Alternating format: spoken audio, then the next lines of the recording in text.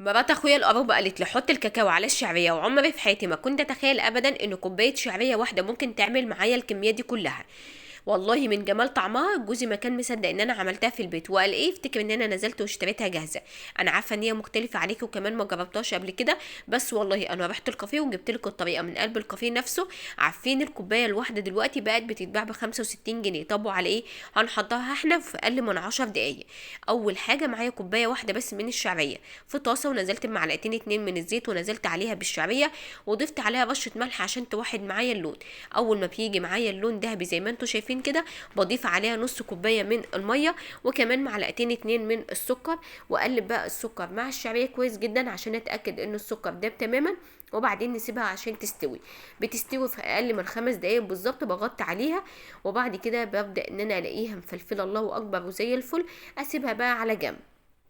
بعد كده هحتاج بقى الكسرونه او اي حله موجوده عندك، وهضيف فيها كوبايه واحده بس من الميه، ميه عاديه خالص من الحنفيه. هضيف كمان عليها معلقتين اتنين من السكر، وطبعا السكر ده حسب الرغبه، ممكن تضيفي تزودي او تقللي. وكمان هحتاج لمعلقه واحده من النشا، وكمان معلقه واحده من الدقيق، ومعلقه واحده بس من الكاكاو. انا هنا مستخدمه الكاكاو الاسباني عشان البنات اللي بيسالوني نوع الكاكاو اللي انا بستخدمه. وبعد كده بقى هقلب كل الحاجات دي على البارد عشان اتاكد ان مفيش فيها اي تكتلات وان القوام سائل تماما، والخطوه دي مهمه جدا. هسيبها على جنب، وهجيب حله تانية وهنزل فيها بكوبايه واحده بس من الحليب، وعليها هضيف معلقتين اتنين من السكر، وكمان معلقه نشا واحده ومعلقه دقيق واحده. وبعدين هقلب كل ده على البارد.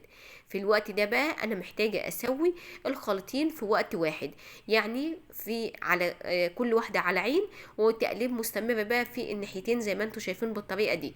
وهقول لك ليه دلوقتي. يعني خطوه مهمه ان انت تسوي الاتنين في وقت واحد. بقلب في خليط الكاكاو، وفي نفس الوقت بقلب في خليط الفانيليا. ممكن بقى نخلي بقى واحد يكون النار بتاعته عاليه فيستوي بسرعه زي ما انا عملت كده في خليط الكاكاو، وضفت عليه معلقه زبده، وطبعا انت ممكن تستغنى عنها لو مش متوفره عندك. اما خليط الفانيليا فهو لسه بقى محتاج شويه، فببدا ان انا اقلب فيه زي ما انتم شايفين بالطريقه دي. خليط الفانيليا انا مش هضيف عليه غير ربع معلقه صغيره بس من الفانيليا. ممكن تستخدميها فانيليا سايله او فانيليا باودر على حسب المتوفر عندك. الخليطين كده بقوا مجهزين معايا بالقوام المظبوط اللي انا محتاجاه. بعد كده هنجيب الكاسات او بولات او كوبايات على حسب بقى المتوفر عندك. وبدات بقى ان انا انزل بقى في الكاسات والبولات كده بكميه الطبقه كده من الشعريه بتاعتنا التحفه الدايبه دي، وببدا ان انا اسويها عشان اكونها طبقه بالشكل ده كده. ومعايا طبعا الطبقتين التحليه بتوعنا كده.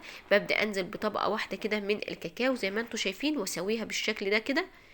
وبعدين كده طبقة كمان من الفانيليا، وكمان طبقة اخر طبقة بقى من الشعرية زي ما انتم شايفين بالطريقة دي كده.